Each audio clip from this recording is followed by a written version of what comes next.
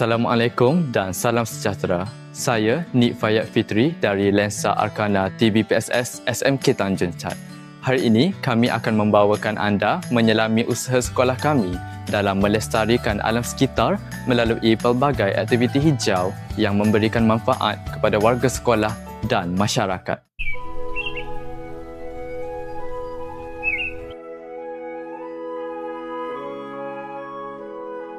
Alam sekitar merupakan anugerah yang tidak ternilai. Menjaganya adalah tanggungjawab bersama demi masa depan yang lebih lestari.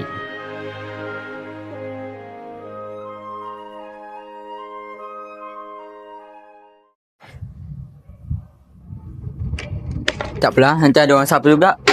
Asyad, janganlah macam tu. Kalau semua orang berfikir macam awak, betul lah sekolah kita nanti. Awak tahu kan botol ni kita boleh gunakan semula? Digunakan semula, maksudnya? Kita boleh jadikan botol ni sebagai tempat pensel ataupun pasu.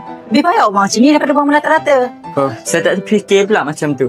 Mari kita buat bersama. Jom, kalau kita buat macam ni, kita bukan sahaja dapat menjaga kebersihan kawasan, tapi kita boleh jadikan botol ni sebagai benda yang berguna.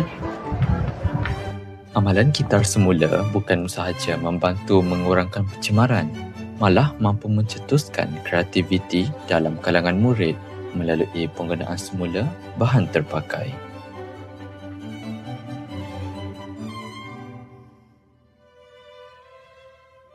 Budaya penjimatan tenaga turut diterapkan dalam kalangan warga sekolah.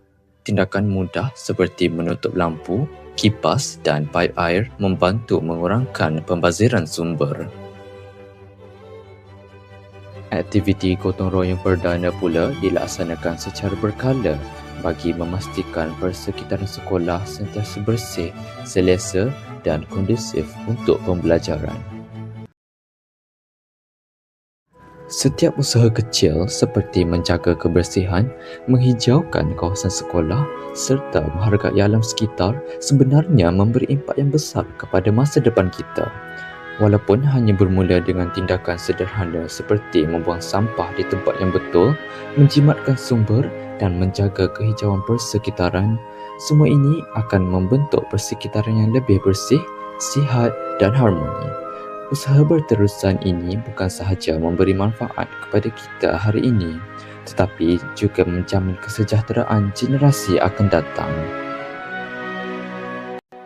Kesimpulannya, kelestarian alam sekitar bermula dengan tindakan kecil yang dilakukan secara konsisten. Marilah kita bersama-sama menjaga bumi ini kerana alam sekitar yang bersih menjamin kehidupan yang lebih sejahtera. Saya, Nik Fayat Fitri bersama Lensa Arkana TVPSS SMK Tanjung Chat. Sekian, terima kasih. Tak apalah, nanti ada orang siapa juga. Awak janganlah macam tu. Kalau semua orang berfikir macam awak ni. Kesimpulannya,